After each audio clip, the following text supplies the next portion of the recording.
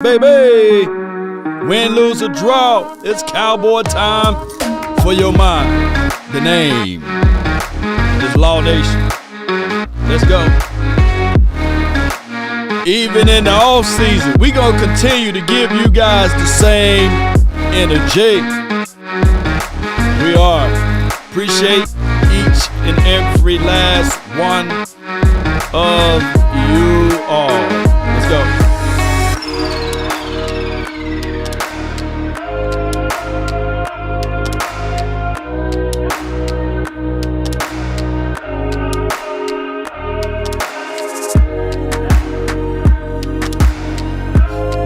Film evaluation for the nation is here. We going over Daxton Hill earlier. Appreciate those who watched. We already did Jordan Davis. Slow motion with it. The grind for your mind. Also, we're going to talk about this. If it's your birthday this month, happy birthday to you. Born in the month of legend. Real ones, right? Come on. Imitated, never duplicated. Yeah. We rockin'. Yeah. Come on. Facilitations with the greatness. Without hesitations nor deviations to the matter. You're listening, to the Law Nation. Yes, baby. We're live. On multiple platforms, by the way. Let's hope all is well. Let's continue to grind and shine, baby.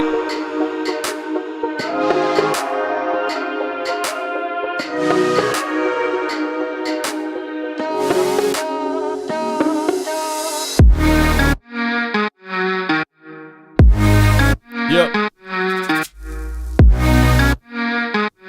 Let's go.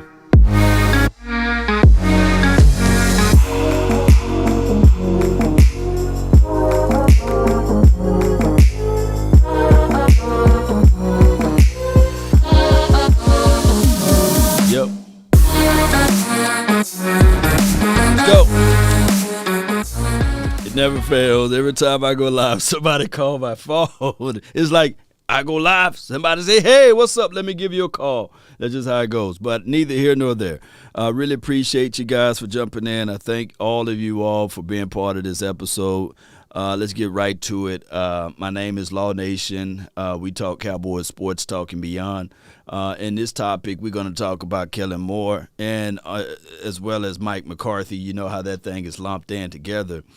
And the number one problem for Dak Prescott, the number one problem. We're going to go over all of those things. Shout out to everybody, man. Let me give you guys a moment here. And let's just thank you guys for rolling with me. Hail Mary. What do we have here now? Shout out to you, Steven. Appreciate you. Let me see who the first person that laid it down in here, man, on the chat today, man. I really appreciate you for being part of this one. It was Jay Lombardi, man. That let me know that you part of the notification gang, right? And that goes a long way with me. Shout out to you, man. And he's one of the mods. That's why he got one of the mods, you know. People say, hey, Law, how can I become a mod? Well, you put in work, you share this content, and you communicate, and then you support the nation. You become a mod, and you kick people up out of here. You be telling people to lean forward. Appreciate y'all, man. Shout out to you. Is it Meadow? Appreciate you, man. Thank you for joining in. Go ahead and get up in here, man. What's wrong with you? All right, so Block Party, baby. Shout out to you, Natasha. Always grinding, too. Shout out to you, especially, your IG page jumping and your Twitter. You be spitting your mind. I love that. T, what's good with you, man? Are we really letting Cooper go?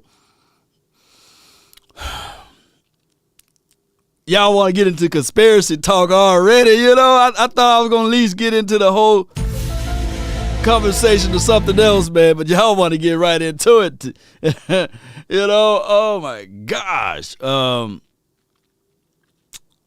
have you guys ever watched Enemy of the State? And it was a movie with Gene Hackman and Will Smith, and I say this a lot on the channel. And Will Smith was totally innocent, in that movie.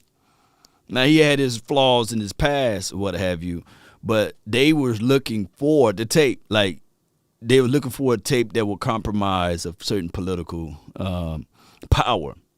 And the guy was like, hey, what we got to do is get in front of this. You gotta take away all of his credibility, man. And he was a lawyer or what have you. I think Will Smith was a lawyer in that movie. Could be wrong, but I think he was a lawyer in that movie. And they wanted to discredit him before he get a chance to speak. And that's just how the big boys move. And how do you do that when you got a guy that's silent, right? He don't even speak.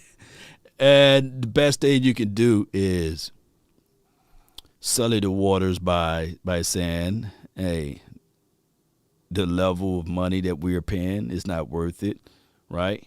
You first start off by drawing up the game plan. Who's the quickest person to get to it? Kellen Moore. I hate to say this, man. Kellen Moore is the first person that I believe, if you really look at the total picture, and shout out to my guy, Boss Cowboy, and the OC, them boys, brilliant in breaking conspiracy talk down.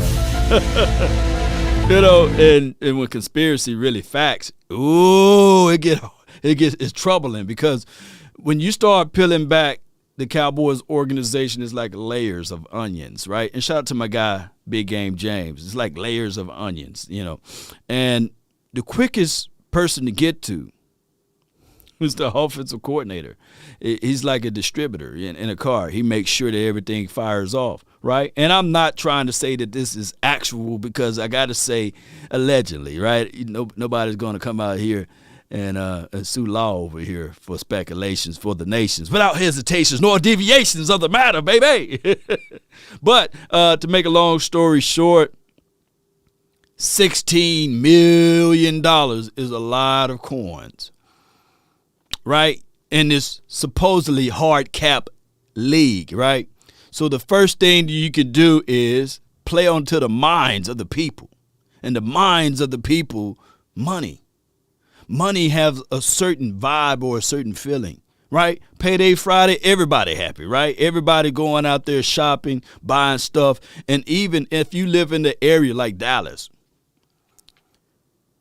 after a win, baby, the economy is straight. Everybody's purchasing stuff, going out to eat, wearing their merch and things like that. So it's important to win, right? But it's also important to sell hope. But the one thing that everybody can identify with is money. Money. So $16 million, the cap now, hear me out, Cowboy Nation. The cap now is a burden that all of us Cowboy fans share, right? Although we're not technically putting our money on the table. Because if it was a situation in a scenario that if it was our money, then lo and behold, there would be no cap. We would then flex our muscles as being who we are. We support the team. You know the craziest thing of it all, Cowboy Nation? And I went down that rabbit hole and I fell deep into it, man. Woo, I fell deep down in there, baby. I got to be transparent with you guys. I felt like throwing away all of my Cowboys' love and passion for it. When I started to do the research, they say, "Law, you woke now, baby. It's hard to go back to sleep." I'm like the guy, I forgot which Matrix it was, and he was like, "Look, just plug me back in, baby. I don't want to eat this stuff. I want to make it taste like steak now and lobster tail or what have you." I forgot which Matrix it was. But man, I fell down into that trap, man. Dez Bryant had me thinking.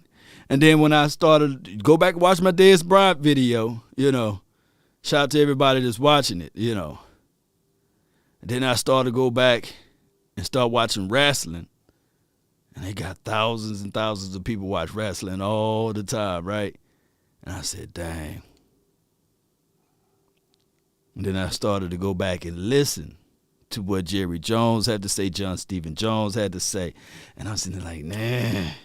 And that doggone Brian Flores come out with that doggone, they wanted to pay me $100K to lose games. I said, I don't want to make this stuff.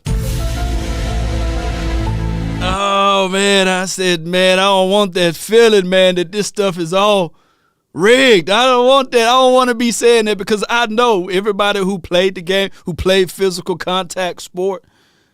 And then it hit me. One beat of evidence led to another, and then it kept the evidence just right in his face. Like, man, I said, man, oh, man. I don't even want to do this anymore. For real, dog. For real. I just don't, because I know. Just look up federal antitrust laws. And guess who exempt from antitrust laws? Oh, the NFL. Oh, my goodness. Let's look up NFL antitrust laws, exemptions, and they are exempt from it, right? Meaning that they control the narrative and everything is pretty much scripted of the outcome of the game. I said, oh, my God.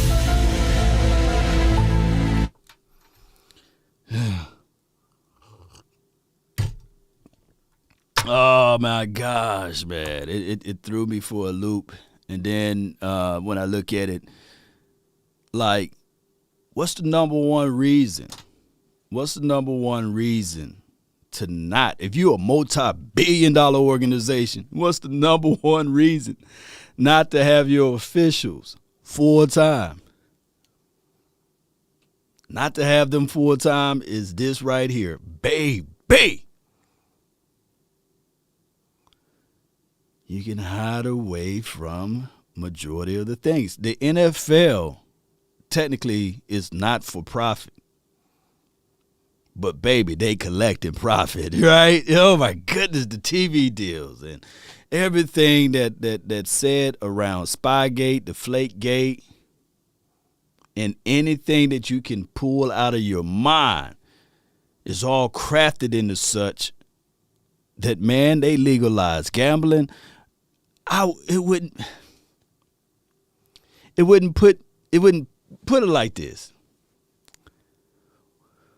What assurance Jerry Jones could have given Kellen Moore not to take the Boise State job, right? What assurance did he said to Kellen Moore? What guaranteed handshake could he worked out with Boise, right? It's crazy, man, and I hate to be that guy. Money rules, right, Thomas? Appreciate you, man. You know, for the money is the root of all evil. It's in the good book. Money is for the love of money is the root of all evil. Not money itself, but for the love of money. That's why I said money got a certain feeling about itself. It makes you feel inflated. That's why you see rappers. I've seen Country Wayne pull out a duffel bag full of money to go purchase a chain. And then he got Jesus popping. Jesus had nothing to do with the popping, but it's all about the influences. I want to tell people, and I'm not hating on him because he's one of the guys I really, really love his content. But what's the point of pulling out all of that money to display it? It got a certain egotistic emotion vibe to it, right? Man, if a sucker robbed me, he gonna kick me a couple more times. Why you don't got no cash on me? Because mine's the kind of slide. I don't like to have all of my money at one bank. Look, I seen a lady down there in Houston. She pretty much tried to deposit $16,000 in Chase. You know what I'm saying? Banking. And they refused to accept it because they was like, hey, where did you get this money? She got a lawsuit that's out because they didn't believe that she had $16,000. Money will bring out the worst in people, will bring out the evil. People start looking at you different. Money will make you look good. If I pull out a stack of cash, if I go to my bank and pull out a stack of cash, y'all will look at this channel different. Y'all will like, look at all that coins. I don't want to show you money. But also, like Taylor Made says, we have to understand money answereth all things. It didn't say some things. And I'm telling you guys the truth right now. The NFL, when we talk about what are the goals, what are the outcomes, what are the responsibilities that you have as an organization to achieve and accomplish? It's a game. It's entertainment. And just because you win don't mean a hill of beans. Why? I got the number one fact when I started looking at all of this stuff, regardless of antitrust. And hear me out before y'all click off and go run and listen to someone else. This is the ultimate truth. And I'm right. Revenue sharing. That destroys the whole system because there's no incentive. There's no, look, you get paid the same whether or not you won one game. People got to understand it, whether you won one game or you win all of your games. We're going to split the pie. We equally going to give you revenue sharing. If you guys don't understand that,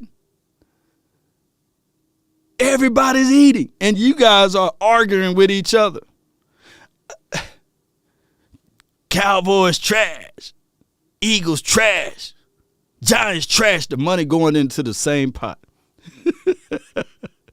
They under one roof. Everybody getting paid equally. It don't matter.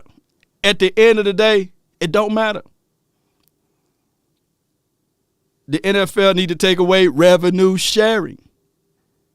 Everything is convoluted. It don't matter who the quarterback, because look, it don't matter who the quarterback is.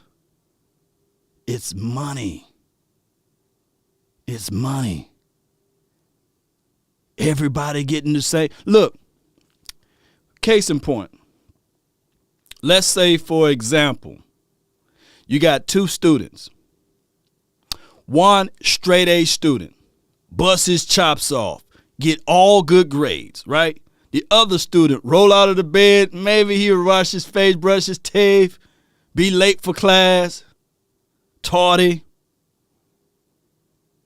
One student gets straight A's, everybody love him. The other student, straight C's, D's, and some F's.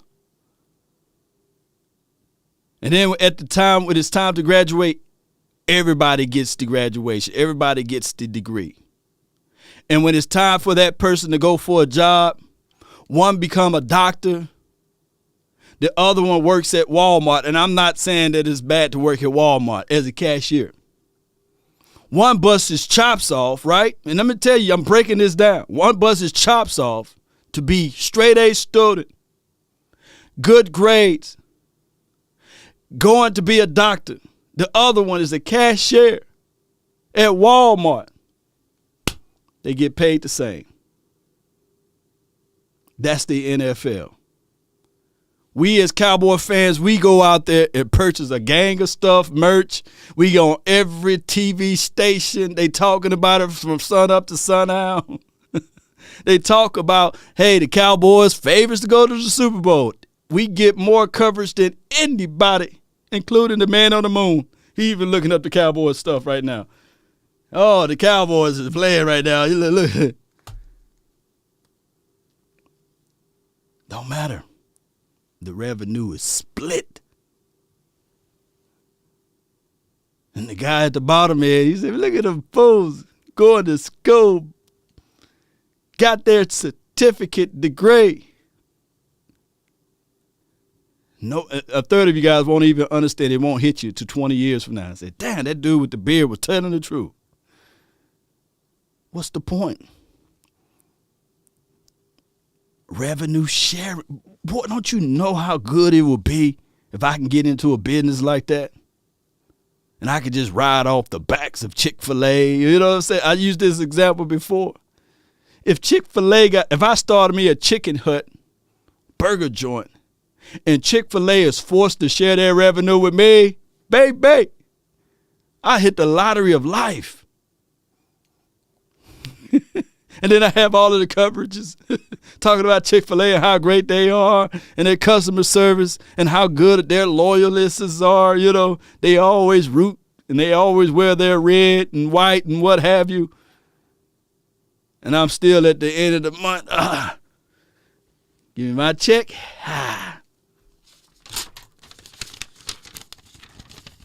Yep, that's there. Yep. Thank you. You know, appreciate you. You know, hey man, law restaurant got flies in it. I said, man, I order waffles, not flies, dog. You got flies in there. Well, you know, it's still there every month. You know, it don't make me a hill of beans. Way to go, Chick-fil-A. I think I might just try to win for my fans. I got the number 1 draft pick next year. Let's see what we can do. Oh, we got the hype. We got the guy. The number 1 guy in college. Maybe I'll put a little effort into it. Yeah, it's still there. You know. That's revenue sharing. And it's going to go over a lot of people's head. That's antitrust law. It's going to go over a lot of people's head. Exemption, by the way. Everybody shares the pie. And the fans are the only ones swabbling and going over salary cap. Man, that dude don't deserve. We talking about what players don't deserve. Man, this guy don't deserve $16 million. This guy don't deserve. And they done signed over $700 billion TV contract. We give the players the crumbs and have the fans to fight over who deserve and who don't. Get rid of a couple coaches who going to blame after next season. Kellen is the next Reed. He is not fired up like Jimmy Johnson, which also worked. This is from Shaq Johnson. Appreciate you. In the system, Dak isn't a pocket passer for 90% of the game. That's why KM was trying to make him. Dak is a dual threat who needs to roll in and out of the of his legs, and we need to do that when Kellen fell. Well, if I'm Kellen Moore and you got your quarterback who got a poor strain, calf strain, then I don't think that you would do that much, rolling them out and keep them running. Dak number 1 problem is expectations. Dak number 1 problem is expectations. The silver and blue, the star on the side of the helmet. That's Dak number 1 problem. Believe it or not, people look at the Cowboys and they only see one side of it, and they would say, yeah, this guy is going into his 7 years. He's supposed to have 3 Super Bowls by now because the team is loaded. No excuses. You got one of the better running backs in the National Football League, right? You see how the expectation goes, supposedly. And then you have 2. Look, this is how the story is going to be painted. You got 2 Pro Bowlers on the offensive line, right? Teams that's in the playoff right now don't have Pro Bowlers on the offensive line, like the Cowboys, blah, blah, blah. A lot of people miss the meat worrying about the potatoes. Strategy. David slew Goliath not because he was Goliath, size. Not because he had the armor on. He had to take it off. Strategy. He didn't pick any rock, right? He picked a smooth rock, right? So what people do is they create these boxes and they like to put you in it. And they say, okay, this is what you're supposed to be able to do because I already labeled you. I already put you in that box, right? Let me know if I'm wrong, right? See, all of the people that had the armor was too heavy. It was weighing him down. He couldn't move the way he's supposed to move, right? Let me play to your strength. That's what life is about, right? Let's play to the strength. Let's get them at their own game. I talked about Enemy of the State, right, with Will Smith and Gene Hackman, one of the better movies you can go in and watch. And when they came up with a scheme, Gene Hackman turned to Will and said, either you're incredibly smart or you're incredibly stupid. It was the scheme that made them win. It was the thinking, you know. They said that they had to go into guerrilla warfare, meaning that the opposition was bigger than them. But they moved slower. Strategy. Strategy wins you games. And it doesn't matter. It doesn't matter if you have $150 million in your banking account right now and you buy a Ferrari or you buy, a Bugatti. It doesn't matter. If you hand the keys over to a 12-year-old or 12-year-old, or if you hand the keys over to a baby, they wouldn't use that car to its max ability. Jerry Jones been consistently handing the keys over to people that don't have that it factor. And when they do have the it factor, right when they started to drop their game plan or right when they get behind the wheel, let's go down this way. Wait a minute, we on this path? No. Cole Beasley spoke out, and I should bring up the audio. Cole Beasley spoke out and said when he was here, I was out of the game plan because they wanted to target certain players for marketing. You see,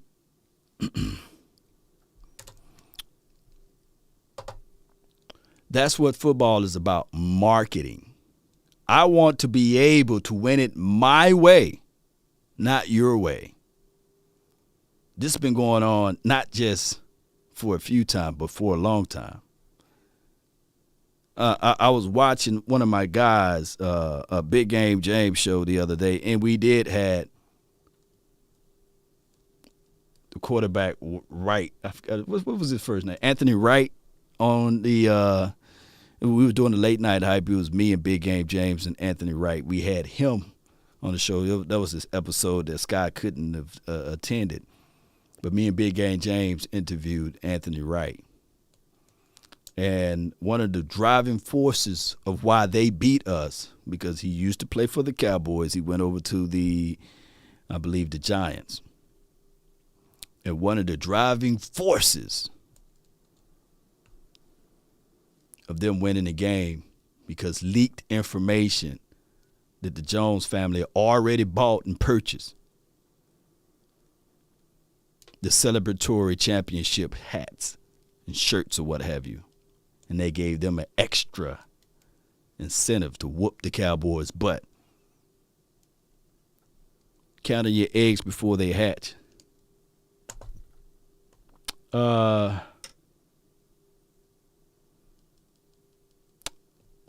We need to change from Jerry. Well, I don't look. This is from my guy Thomas. Appreciate you, man. Thank you for jumping in.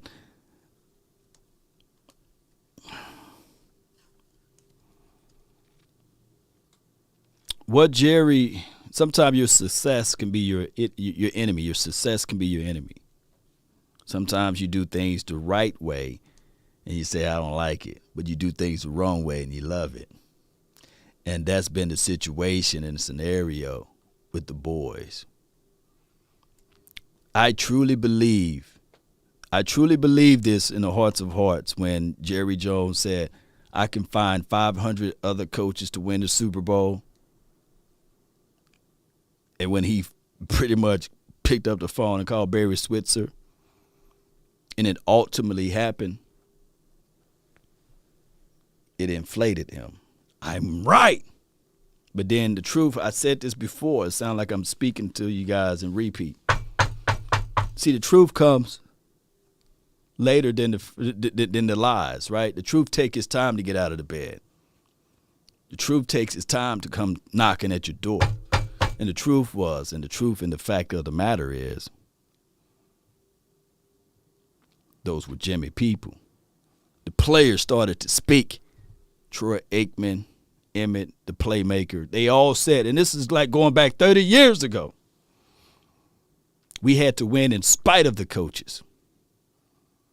So, no, that's not you finding 500 other coaches to win you the Super Bowl. That's you going out there and understanding that, yes, both of those guys. I'm not saying that Jerry Jones and my guy Jimmy Johnson, the marriage that was made wasn't rocky, but that's life, right? Every marriage is rocky. But I'm not saying that Jimmy didn't have his warts about it. But Jimmy's a football guy. The other guy is a marketing genius. Marketing genius to sue the NFL for individual naming rights, to have your own sponsorships. Take a lot of balls to sue the NFL to ultimately win. There was $750 million that Jerry Jones won from, right? I don't know about you guys, but shoot, you can pay me $750 million. What happened to Law Nation, man? He gone somewhere, man. Law Nation gone somewhere, man. He won that lawsuit, dog. But for $750 million, I think if you equate that to, and that was 95, 96 year, if you equate that to modern day time, that's like you winning a $1.3 billion lawsuit.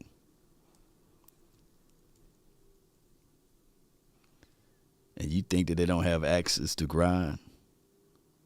You think that, man, now Jerry looking at this thing saying, man, you know, this revenue sharing, it's not a bad idea, but I definitely don't like it. I heard somebody say, well, if that's the case in the scenario, why don't the Detroit Lions have a shake at it? Look up the history of the Lions. Who owns that company? It's not that far apart from the marketing and the decision makings we got. Start with F-O-R-D. Look up the history. The more you dive deep into that rabbit hole, you'll realize, man, so that's where the antitrust bill, exemption,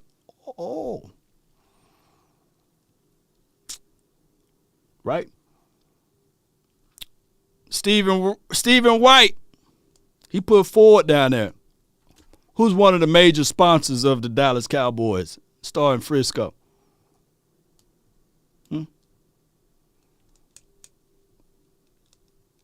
Let me know where I'm wrong. Sure ain't Dodge.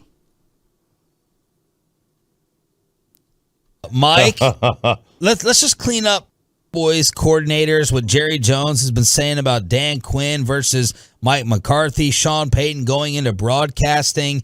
Just start off wherever you want with Dan Quinn supposedly turning down a job, Kellen Moore not getting one, and Mike McCarthy having to look over both shoulders. All right, so this is Mike McCarthy talk conversation right now, and on top of that, this is Mike Florio, and shout out to 105.3 The Fan, Shine and RJ. Sean and RJ, I don't know why I'm saying Shane. Sean and RJ, let's look into this and let's go.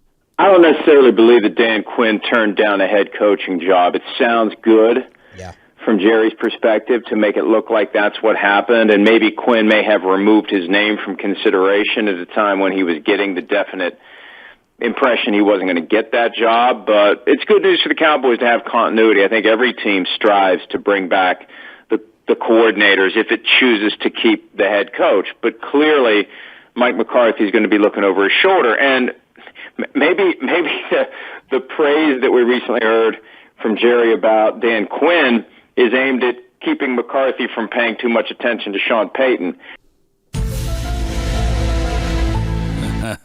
All right, so my thing is, of course, there's no salary cap as it relates to coaching. The staff and the people that they hire, like the water boy. They can pay the water boy $1 million, right? The people that have the towel on the sideline. It's up to them who they want to pay, right? Now, conflicting reports. One report said that Dan Quinn really wanted that Denver's job, right? He really ultimately wanted that Denver's job. And then there are reports like, nah, I didn't really want that job. This dude went on, I think, 3 or 4 interviews, right? Chicago, Giants, turned down Jacksonville, and then Denver. It's equivalent to me asking Beyonce, hey, let's go grab a cup of coffee. Let's go on a few dates. If she say yes, that means she's interested. I don't give a dog who Jay-Z is. If she say yes, she want to entertain it. But if she's already committed, she's not gonna say, yeah, let's go on this date for a cup of coffee. Or any. I'm just using Beyonce because that's what people can relate with, right? But that's the reality of it, right? But for her to ultimately go on 3 dates with Law, or let's see, let me use somebody in the chat, Akeem or Asmodeus, then something is tickling her fancy. Something, she wants something in return. Right? Now, it's up to her to whether or not she would like to accept it. But if she's going on a date with Mo, Mo decided he's a Jay-Z and Troy Aikman are twins, yeah.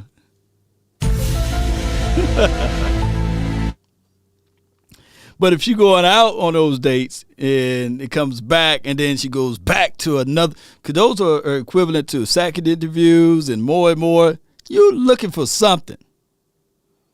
Right? I don't care if you say, well, I'm just trying to probe and gather information from other teams on how they operate. You're looking for a deal.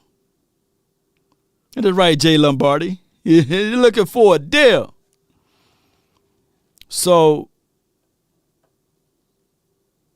you can't lie to kick it with me, right? You can't lie to kick it with me. And we know it.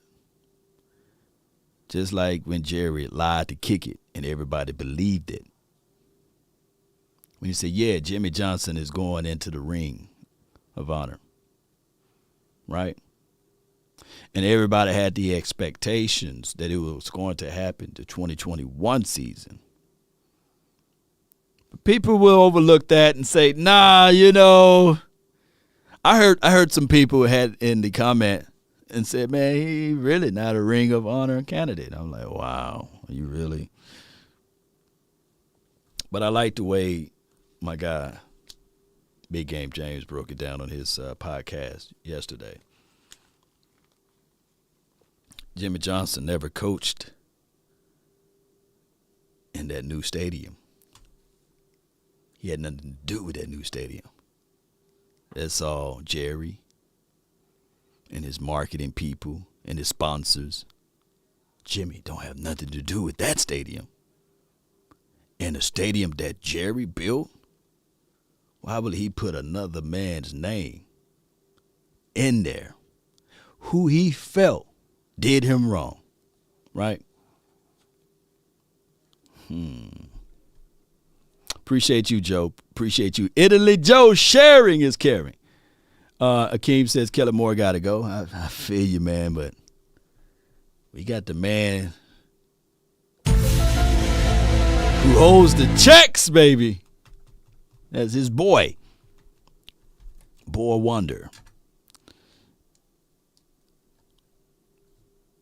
That let's occupy him with concerns about Quinn so he doesn't realize what's going on with Peyton. And, the other reality, too, given everything that's happened with Brian Flores and his lawsuit, Jerry's going to have to be far more delicate and nuanced if he decides to make a run for Peyton, because there's going to be, I think, come next year, even greater attention paid to whether or not these processes are real or whether it's just a setup and a sham to install the guy that the owner wanted all along. So it's going to make it harder, I think, for Jerry to pull off something he was on the brink of pulling off 3 years ago if he makes a run at Peyton next year. How long? Yep. Don't nobody know how to cover up stuff as quick as the NFL. And like you said, appreciate you is down there saying, yeah, Lovie Smith, the head coach for the Texans. Lovie Smith, man, diehard Cowboy fan, by the way. He is one of the guys that is well respected in the community. And I think that, whatever the Texans do, they got a lot of things to iron out. I think I seen East Side Harold in here earlier. Shout out to East Side, but it is what it is. Shout out to you, Jason Winfro. Appreciate you. He ain't no boy wonder. He's pure Jessica. Look, he's boy wonder right now because at the end of the day, he better do some wonder stuff for the 2022 season. Now, they got rid of the wide receivers coach, right, Adam Henry. And if anybody who been around football and if anybody actually got a chance to talk to Adam, he ain't no slouch. And for them not to renew his contract, I get it, right? Somebody got to fall on the sword. But you're going to have a lot of non-football people say that that's the guy. He was the problem. He was the reason. You probably have a lot of people who don't even know what a 7 route is, right? Who don't even know what a 9 route is, right? Hitch, comeback. They probably don't even know that, but they say he's the problem. It was his philosophy and teaching. That's going to be the talk track, right? Nobody's going to call out a spade and say, yeah, dog, it was this bland of a doggone way we were running scheme. Nobody's going to say that, right? Nationally. They're just going to look over it and gloss over it. Now, they got Robert Prince. He's going to be in as the wide receiver coach now. He do possess, time with Kellen Moore, even when he was at Boise, right? And he was the wide receiver coach for the Detroit Lions, I think from 2014 to the year 2020. And he was just in Houston last season. Talking about Robert Prince, and now he will be our wide receiver coach for the Cowboys. Now, there's a con and pro of that, Cowboy Nation. The con would be, all right, this sounds just like Garrett boys, right? The buddy system, right? Now it's more boys, right? And when you bring in more people with your philosophy, with your level of thinking, more and more your principles are now throughout the building, right?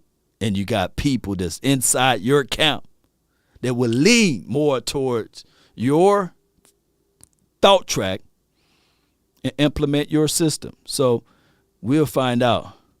Law, you are all wrong. They offered him a new contract, but he didn't. Okay. Is that what they leaked out? Is that the third party information that you got, Brian? They offer him money. Look, they offer him money, and he said, nah, I don't want to come back to Dallas. I can go get more money elsewhere.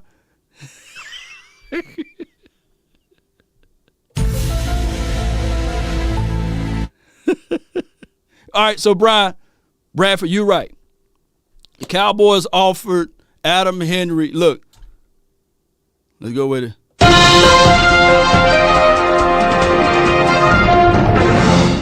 Cowboys offered Adam Henry more money, and he decided to turn that down to go elsewhere and uproot all of his family members out of the city of Dallas to no longer coach up CeeDee Lamb, Amari Cooper for this Dallas Cowboys 2022 season. Unbelievable. We'll be tuning in more and more information. Just stay tuned for more breaking news. Breaking news. What is more tangible? Like what look, y'all can't be lying to kick it.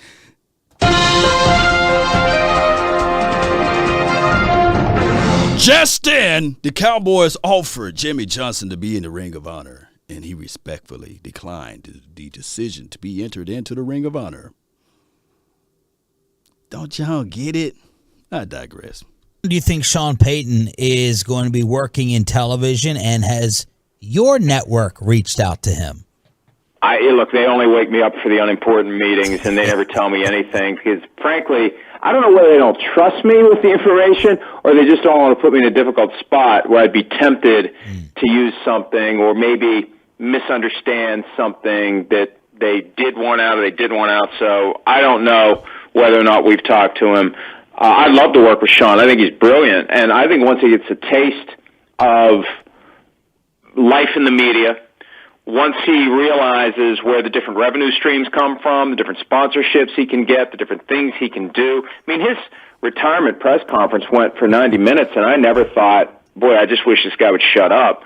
I mean, he's very entertaining. He can explain the game well. He would do great segments the morning after if he's willing to be candid about where teams made mistakes, where coaches made mistakes, where officials made mistakes. And he did an appearance with Dan Patrick a few weeks back where he was very candid about the issues with that fateful quarterback draw with 14 seconds left in the playoff game. So I think that would be great, and it's more than just a Sunday gig. He could do Monday through Friday. He could get himself a McAfee deal. I mean, he could make so much money if he plays it right in media that it's not worth going back to coaching. So I think he's got the potential to be really good, and I like the fact that he's kind of approaching it with the idea that we'll just see what happens. But I think he's probably got a plan. It's probably going to go pretty well. And a year or two from now, that's why I made the argument, if Jerry wants him, he needs to go get him now. Yeah. Because a year or two from now, Sean may decide, my life is better without having to constantly worry about the bounce of a ball, a bad call, whether or not a guy does what he's supposed to do, whether or not the wind blows the wrong way at the right time, all the things that are out of my control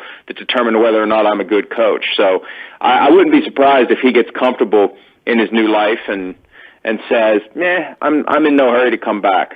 All right, so coaching is more of an itch. You got that itch and that vibe to help young kids out, and coaching is more of a desire, but it's a money grab too. It's a long hours going over tape, film, study. Sometimes people say, man, you got no life when you're coaching, just like for me, you guys see the Daxton Hill video that I just completed earlier. It didn't take 15 minutes. No, that's peeling through, looking at what he can and can't do, looking at the feet work, the small things. How do he play in press? How do he play off ball? What level of competition? What is his speed? Do he diagnose plays pretty well? Do he got good vision? Can he jump routes? Do he play with a chip on his shoulder? What makes Daxton Hill graded just below Jaquan or Kyle Hamilton? Or in certain aspects, what do he do better than those boys that's ahead of him? All of those things take a long time, and that's just me not even full-fledged in it, right? That's me watching and combing through a lot of tape, trying to see what makes this Daxton Hill go. Will he declare? Should he go back for his senior year? Right? All of those things. Is he better? I posed a question on my Twitter. I posed a question on my Twitter. Is he more of a? Let me see if I can go down. Shout out to Daxton Hill. Let me go down. I think I posted it somewhere. Is he more of a slot corner or a safety? Right? Coaching, evaluation. And a lot of people say, I don't know, he's really skinny, can come up and tackle. Yeah, reminds me, some people said Jordan Lewis would be a safety. I think that Daxton Hill is a little longer than Jordan Lewis and can hit and rap. He's a Swiss Army knife, can play all three positions. And then this guy, talking about the ref cheated, I feel you. And then I think he's a safety and can play inside some. And we shouldn't dive too much into size, right? Earl Thomas is not the biggest of the biggest guys, nor the Honey Badgers the biggest of the biggest guys as it relates to safety. It's more so the mindset of what you have in between those ears, right? And on top of that, the guy, he got room to grow. What a lot of people do, and of course, yeah, Jay Lombardi coaching sees something, some talent in you, and they elevate said talent, right? But here's what I got to say. It takes a long time to harness all, what you got on your mind and to try to implement it to the others. One of the things that I have to say before I play on this audio again, if Sean Payton already got a shoe in to be the next head coach for the Dallas Cowboys, that is like an offer, basically, you can't refuse, only if you know how to circumvent Jerry Jones, right?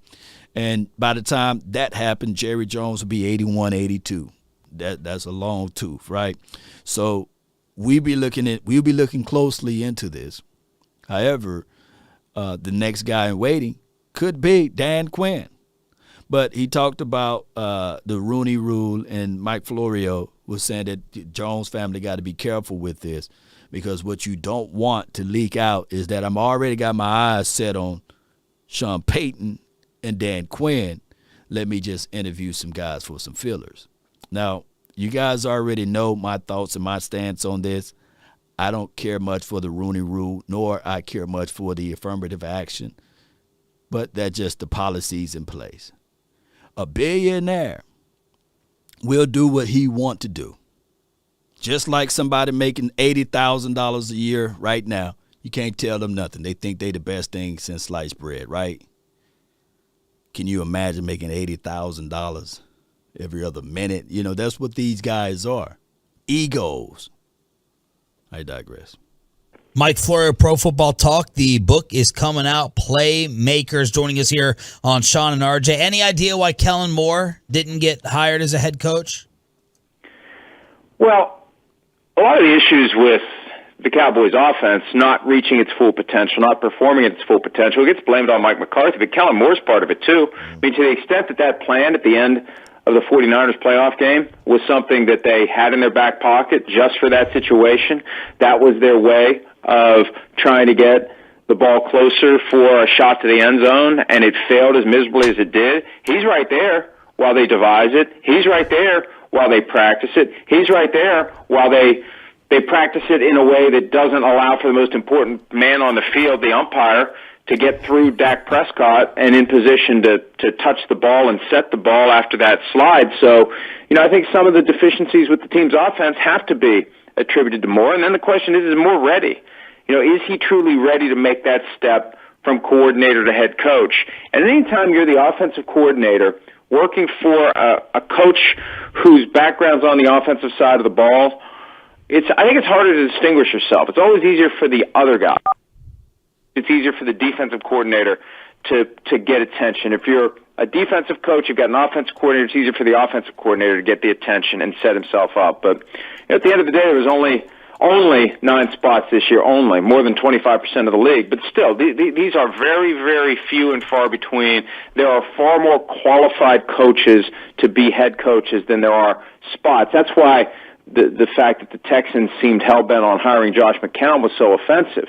And no offense to Josh McCown, but when you have no experience whatsoever coaching at the college or pro level, and someone's considering making you a head coach, it's an insult to all the people out there who definitely have the objective skills and experience. And there aren't enough of these seats. This isn't some mom and pop donut shop that opened down the street and we can put anyone in charge of it. There's 32 of these jobs in the world, and there are more than 32 people who are good enough to hold them. That's a good point by Mike Florio. I didn't think I would say that, but he did. He bring up some good points all the way on that last excerpt there. I would tell you guys what you are seeing, growing pains, and I don't think that Kellen Moore is trash. I'm just not going to be that guy to say, he's trash, off with the head. I think that you're seeing a guy that's going into his 4th season now, and I know it sounds like a bevy of excuses, but that's the bed that the Cowboys decided to create, and you gotta figure that part out. The number one problem with this is we got to circumvent. Hear me out. There are tainted hands in the mix. Tainted meaning that we know without a shadow of a doubt, that there's outside influences, right? Whether it be the curvature of the officials going to call a certain play a certain way, right? And on top of that, I just got to say that I'm not trying to say everybody is in on the riggery. There's certain officials, regardless of how you look at it, is going to be in there. There's certain ways that they're going to call certain things, and you just got to overcome it. There's certain ways that you got to manage the game as it relates to when a team is presenting something, and you got to counteract it, and that's just how it goes, Cowboy Nation. And on top of that, we must understand that this particular team got to overcome that. If not, we're just spinning around and round and round in circles going nowhere. So he's not trash. Yeah, I don't think that he's trash. I think that you're seeing a young, developing guy. And maybe 10 years from now, we'll look back and say, wow, look what he's doing now in the National Football League. But we're hungry. We want things to happen right now. And unfortunately, that's not the situation or the scenario. Cowboy Nation, do me a huge favor. The hotline for your mind is open. The phone number is 657-390-7391. Call in if you have a topic to talk about. Call my phone, hit my line. Only ones who down for real, down for. I got about 15 to 20 minutes before the show goes. So let me know your thoughts. Let's go. Call my phone, hit my line. Only ones who down for real, down for life. Keep it super thug my way on this side. Keep it super thug my way on Appreciate you, Sally Lawyer. Yep.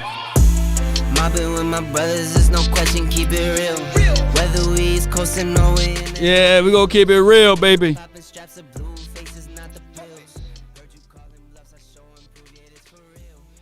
From the 903, you're live.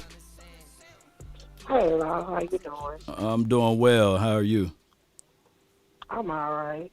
That's good. Well, like I said, a lot of us been saying it for years, you know what I mean, about this stuff that Mr. Ford is coming out with and going after them about. This here is something that all of us really wanted to happen because it is so hard. And I know it's Black History Month or whatever, and people don't like to say nothing about it, but when it is, what it is. You'll call a spade, right? Okay. So it is what it is. And it really agitates me the way that us, not all of us, but us, sit here and go after Dak like they do and talk about him like they do and put him down like they do. Like someone said on Twitter, him, Lamar, Mahomes, he don't want to be naturalized as what he is, but what he is what he is. He was Dak is. He mixed. So anyway, but he want to classify himself as the other nationality, so people don't want to go after him like he see them going after Dak, how they go after Lamar. And they want to talk down on this kid. And this man not trying to help him. He ain't developing nothing. He might be a development for somebody else, and a coach be a coach for in college or something, but not for the NFL law. That man just ain't it, and he needs to go. And why people think that this man want to help the man that took his job when he was a backup, when he didn't do nothing, even when he had his chance to come in. So you're saying, Jessica, that Kellen Moore is sabotaging Dak Prescott?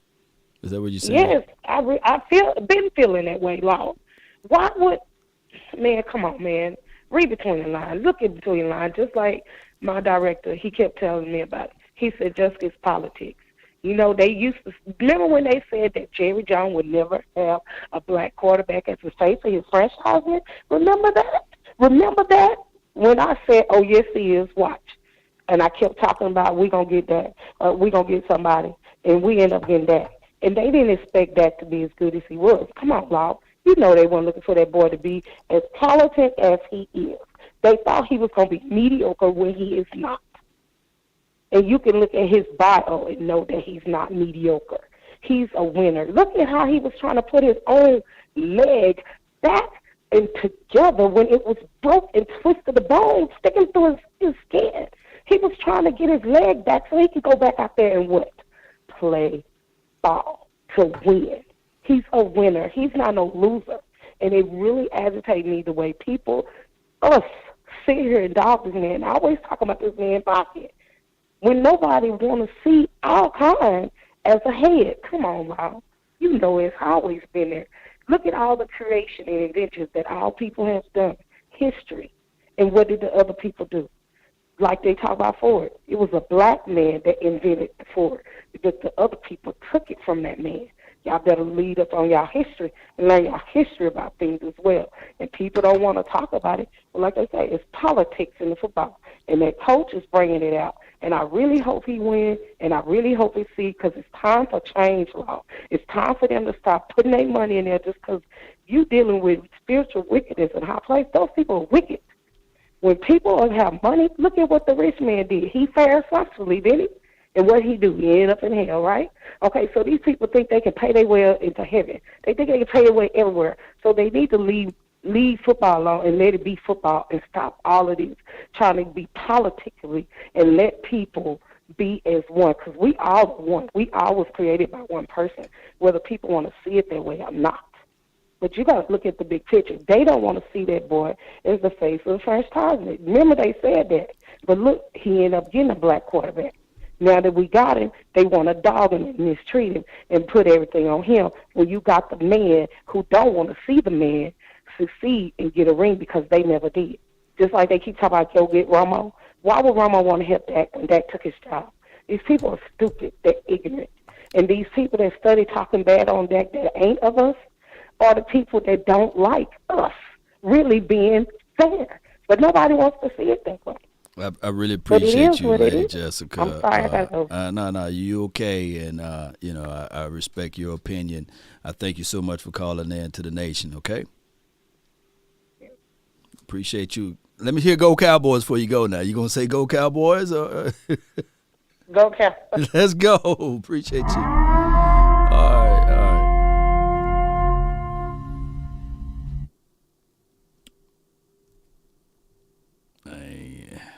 I respect everyone's opinion, man, and this is a time, a family moment that we will always have a difference of opinion, and Lady Jessica, that's her thought track of everything, and I get it, we can look at it and say, hey, it's the.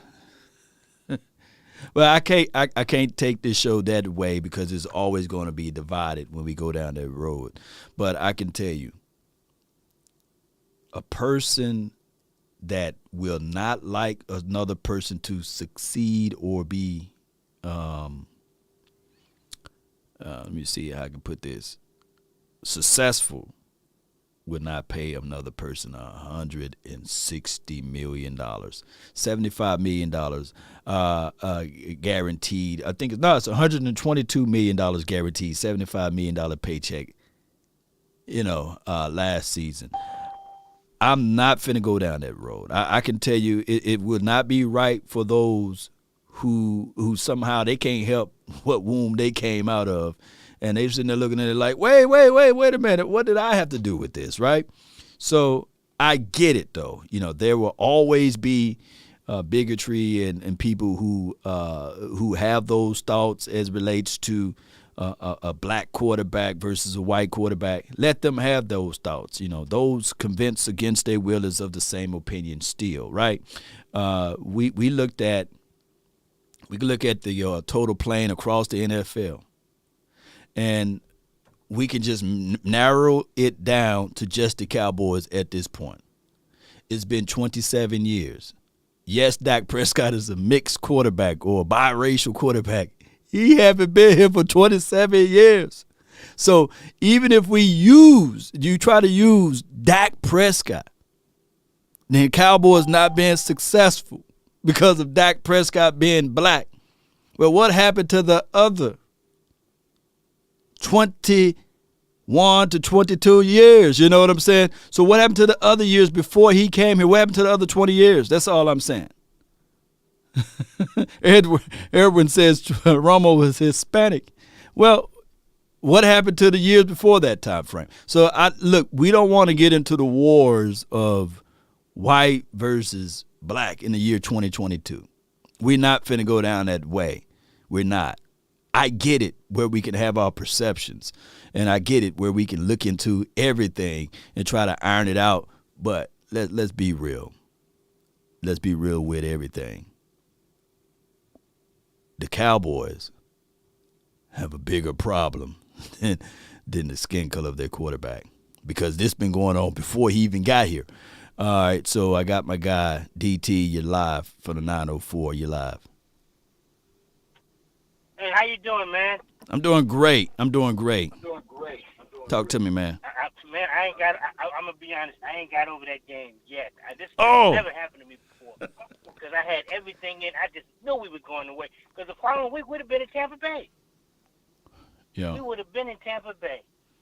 But about the last young lady, I'm not gonna use the race thing about Kellen Moore. Kellen Moore don't know enough to teach Dak, because who he came under, Scott Linehan and Jason Garrett. Yeah. So he didn't reach this ceiling. Yeah. Well, DT, just to be fair to this, I can't even say he reached his ceiling going into his fourth year. I can't say that. I can say that.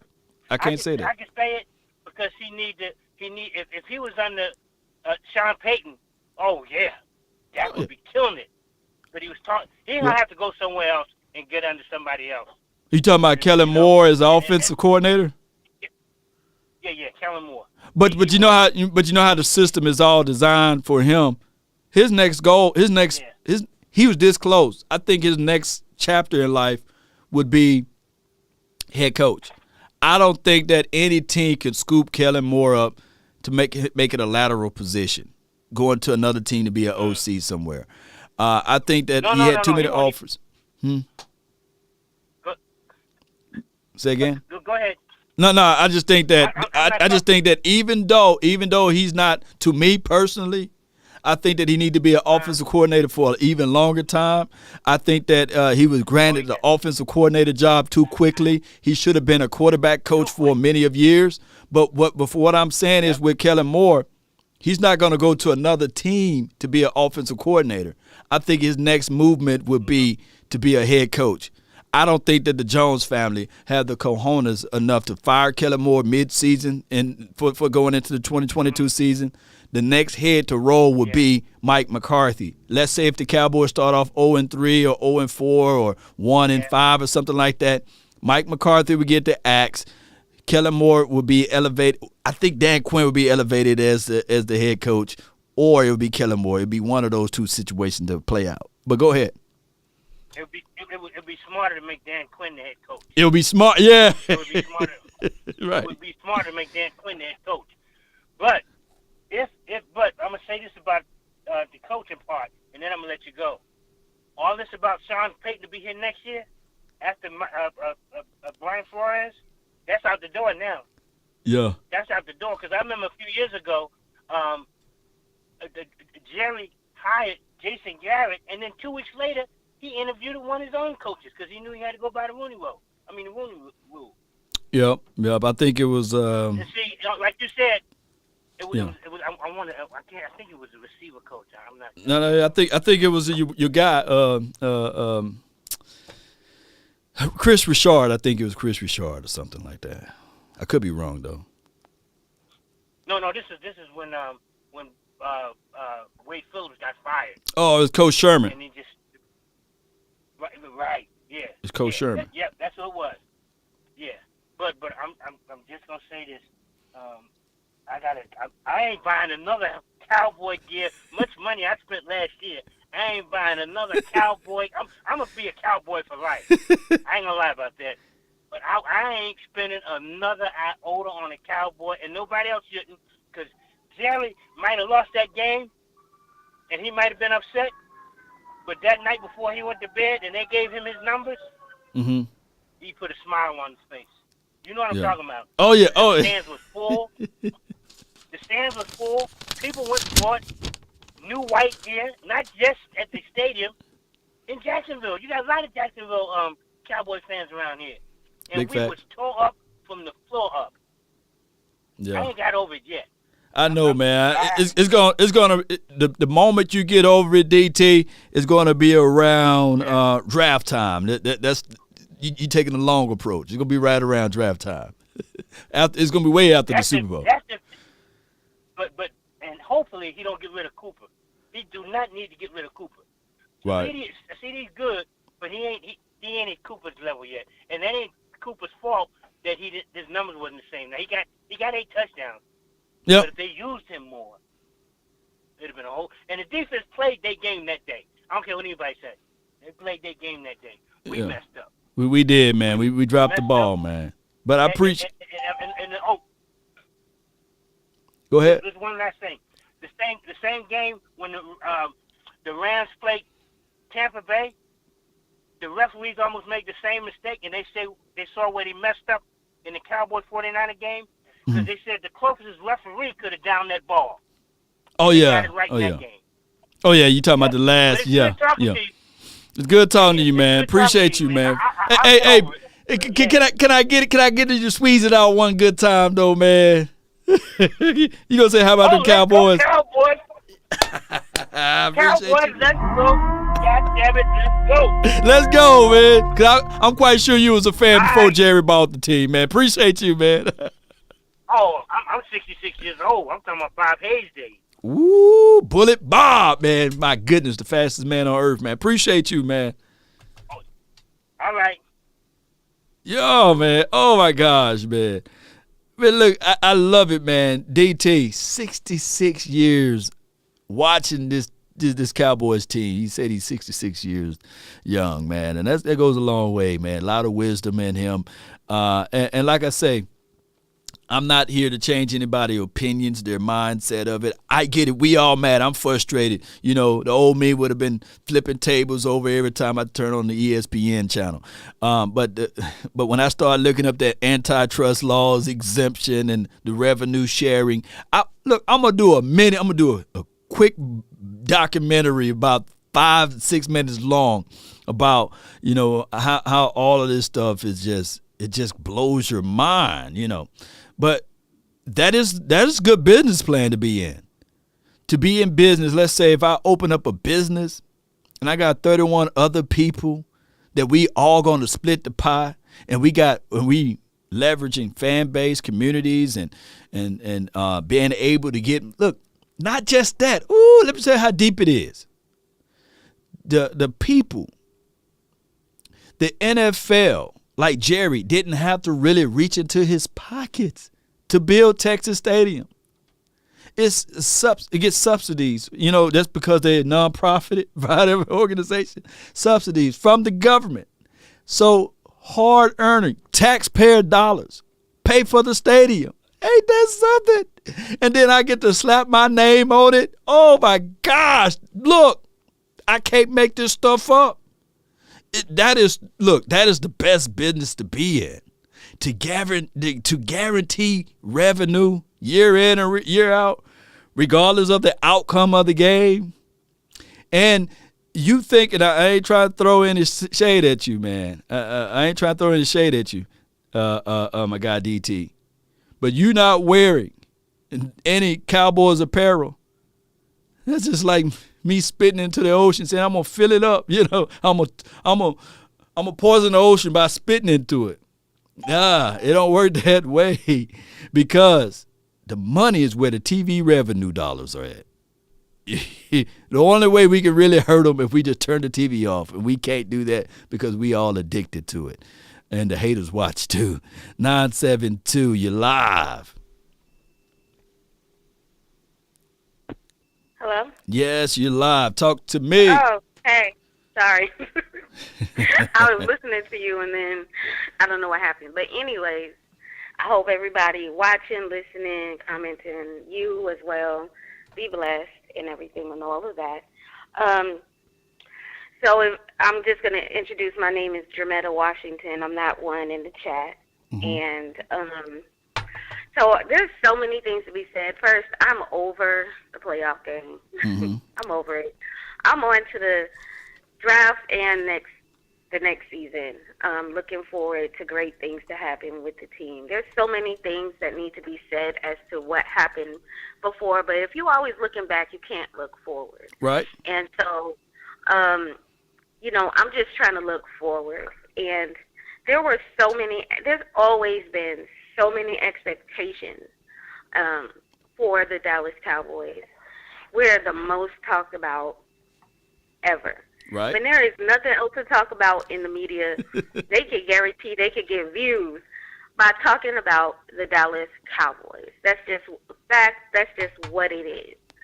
And so, with that being said, Dak Prescott suffered a possible career-ending injury. Right. Here we are a season later, and there were so many expectations placed just because there was a dollar amount placed on him. Ooh, you spitting now. Oh, I gotta get me an umbrella. You spitting the truth now. Tell it, Jametta. For you to expect somebody to bounce back and win a Super Bowl and do all of these Superman moves on the field after something like that is just basically it's setting them up to fail. And, it's just like, oh, well, let's see him do this. But you know what I'm saying? If somebody could do something that's incredible, and I really would love for that to have happened for him, but it didn't happen. And the expectation that was placed is just ridiculous. And I am really proud of what he did do. I mean, and I know it's not probably going to be said until a press conference when the season starts this year that calf injury that he sustained at the end of the Patriots game was really something that was holding him back. They're not going to speak about that publicly until then, but it is real. You know what I'm saying? We saw the hindrance in it, and let me say this, Jametta. What people fail to realize is that the calf injury, also normally calf injuries lead to what you call that tear of the Achilles injury. Right. So they normally the lower calf part, yeah. Right, the lower calf part that normally leads to that. And you can clearly see Dak Prescott, and I threw away the name Elite Dak Prescott because I said we can't just go down that road of saying elite when the results, those are putting too much high expectations. So after every loss, people take it personally and they say, well, Law, you said he was elite. He's supposed to show up in those moments. So I took away the name Elite Dak Prescott, right? It's the expectation. You know what I'm saying? Like, I get what you're saying. It's too high, and it's placed on him, and it's like it's been that way since the beginning of his career. Well, we want to see 2016 Dak. He was a rookie. He had a sensational career, but it still ended in a playoff loss against the same coach we have now. I'm going to digress on that. But anyway, just to move forward and just say this. I saw some comments saying, Dak can only win against certain teams. Do you notice that those are the same teams that we play at least twice a year each? Right. There's a reason for that. It's because we know their playbook just like they know ours. Mm-hmm. And you can win against teams who you know like that. That's what makes it competitive, because everybody knows what everybody is going to do. That's what makes those games the most competitive, and you never know what's going to happen.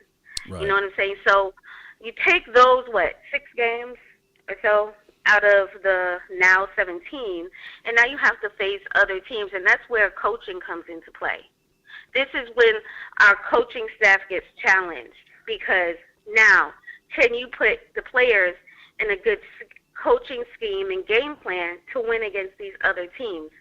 And that's why I say probably 80% is on the coaching staff and 20% is on the field with the players, because you have a coaching staff that created a scheme and a game plan, but you're out there and you know what these players are doing to you, so you should know how to counteract that. Which is why I do like Michael Parsons a lot, because, and I know I'm rambling, I know I'm going on and on, but Michael Parsons can see somebody attacking him a certain way throughout the year, and he switches up and he's still able to get to his target, which is the quarterback. And, you know, you never see him in a game make the same mistake twice. Right. And so that's just, you know, what I like about him. And so, you know, I'm not going to just keep going on and on. I don't think. But what you're saying is exactly what I said with my analogy, starting about an hour ago. When David fought Goliath, they tried to put David in a situation whereas he was going to fight him like everyone else attempted to. Right? They put the armor on him. They put the helmet on him. They said, okay, they gave him the tools, right? But that game plan didn't work. He had to make the necessary adjustments. Let me take the armor off. Let me take this big helmet off. It's not going to work because that is not my strength. It doesn't matter if you give me the number one receivers. It doesn't matter if you give me the all-pro offensive line. I have to play to my strength. Right? So he had to take off all of that stuff, and he had to find the smooth rock. And then he said, okay, this is how I'm going to do it. So what they're trying to do with Dak Prescott, and I'm not saying that these guys are the only ones making the decisions, but we can clearly see they're trying to put him in a situation that is unfavorable to his skill set. And that's throwing the ball 35 to 45 times. That's not going to win in Dak's game. His game is, hey, let's develop a running attack. Let's create play actions. Let's play to his strength. Let's not force it. But do you agree with that, Jametta? I mean, yes, I agree with what you're saying 100%. Like, they always say, okay, Dak needs all of these weapons to win and this and that and whatever the case may be. And that's the same thing for any quarterback. Facts. You know what I'm saying? Because look what happened with Deshaun Watson when they took away his weapons. The team didn't win. Because guess what? It's not just about the quarterback. Big facts. You know what I'm saying? Mm-hmm. You need more around you. It's the ultimate team sport. You know what I'm saying? Like, you need everything and everyone around you. And then you got the game plan. You know, you got the team and you got the players. But now, what do you need? You need other ways to win the game, because it's not just about having the right players. We got the best offensive line for what? But we didn't win. You know what I'm saying? So obviously it's not about the players. That's why I said, and I see that comment in chat, she's just saying it's 20% on the players. Are you kidding me? Are you serious? So you spend a week developing a game plan. Yeah. It's the game plan. And who develops that game plan? Not the players. Bingo, Jametta. Oh, my goodness. That's a good call from you. So what else you have for this I don't have episode? nothing else. I don't want to, you know, I do want to say one other thing before I go, because I don't want to dominate the time. My cousin was a linebacker for the Dallas Cowboys. His name was Dexter Copley. He played back. He was drafted third round in 1997. He played for 10 years for the Dallas Cowboys. And I've spoken to him heavily about, you know, just everything that's been going on. Me and him have a healthy conversation, even though he's somewhat of a recluse. He doesn't really be out there publicly. But, you know, he speaks a lot about the culture, but the culture then is not the culture now. And, you know, so there's a lot that has changed. That's why I do not like when Troy Aikman speaks. Yes, they can talk about him and Michael Irvin. They can sit there and they can talk about how things were when they were winning. Right. Okay. But have they experienced 26 years of loss? No, I haven't no. So, you know, you can always talk about what to do to win, but when you've experienced so much loss, can you tell us how to bring us back from that? So, you know, all due respect, I'm just going to leave it there. I'm going to leave it out there. You know, I'm going to leave that alone. Thank you so much for the time that you let me speak on this platform, and I appreciate everyone and everything involved. And, you know, just thank you. Y'all have a blessed day. Can I hear it one time, though? Can I hear it one time? How about them Cowboys at least? Which one you want to hear? Dallas Cowboys for life or We Them Boys? Either one. Just say it with some good power and Firmness. Let's go. We done boys. Yeah, appreciate you, Jametta. Appreciate you. See, even when we down, baby, we still fighting. We still swinging. We ain't Nate Robinson. You know, Nate Robinson, he was laid out. You know, when Nate Robinson, man, when he fought, he was just like this. He was laid out. But even when we going down, we still swinging, baby. For 27 years, we still swinging. And shout out to her, man. Great points about everything. And I hope that you guys take it as relates to her thoughts as, hey, trust and believe. Everyone have an opinion, right? So let's respect her opinion. And I think that those were some strong opinions and some strong points, by the way. Next, we got Uncle Charles in the house. You live, Uncle. Man, what's up, man? What's going on, Law? Oh, everything, man. Everything is well, man. Talk to me. First of all, I want to know, how's your family? Oh, man, great, man. They running the house, man. I promise you, I'm the guy on the low end right now. And them ladies running the house. If the women outnumber the men, you don't stand a chance, bro. Man, I'm just telling you right now. I'm outnumbered here, man. 3 against 1. You've been so kind to me over the years, Law. I thank you for being not just a friend, but a brother to me. Mm-hmm. And I appreciate you, bro. The first time I met you, man, I seen what excellence and being a businessman look like. Appreciate and you qualify as that. Let me say this, man, and a lot of Cowboy fans might not like this. I've been a Dallas Cowboy fan since I was 7 years old. Mm. The first time I laid my eyes on the Dallas Cowboys was against the Denver Broncos in the Super Bowl in the New Orleans Dome. Mm. And I was done from then on. I said, that's my team. Yeah. I support the team through hard times and bad times. And I cried when they caught that ball in the end zone on Everson Wall. Man, I was in the bed for 2 weeks. You know what my mama told me? She said, son, I know that's your team. She said, but they'll win one day. So you need to get up out that bed and go outside and play because they can't win them all. And I got up and I went outside and I played with the rest of my friends. Mm-hmm. And I did what my mama told me. And that's why it's so good to have a mother and a father that can come and tell you things when you're down. Right. And you as a child, you carry that on to your young man, on to your grown man. Let me just say this, and this is heartfelt. I want to make sure I tell every Dallas Cowboy, my brothers and sisters in the Law Nation, or even Boss Lombardi, Big Game James, I love every last one of y'all. Y'all ain't showed me nothing but love. But you know Uncle Charles got to keep it real, and I'm going to keep it real. Mm-hmm. Oh, yeah. I'm writing this thesis. I'm writing this book right now called The Death of a Franchise. All right. I'm watching my Cowboys being put to sleep by an owner that refused to change, that refused to keep his hands out of things, that refused to not let people do their jobs.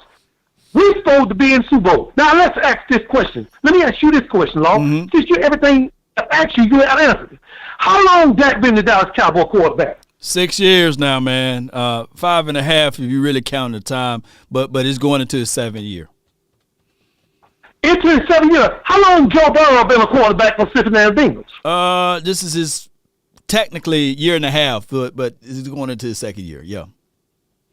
Did he have a devastating injury 1 year when he didn't play, and Dak did too? Yeah, ACL injury, and Dak had a compound fracture on his ankle. Yeah.